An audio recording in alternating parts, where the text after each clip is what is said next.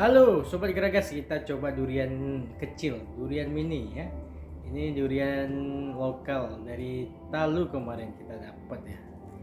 Ini di kulkas rasanya dingin. Wih, kita coba.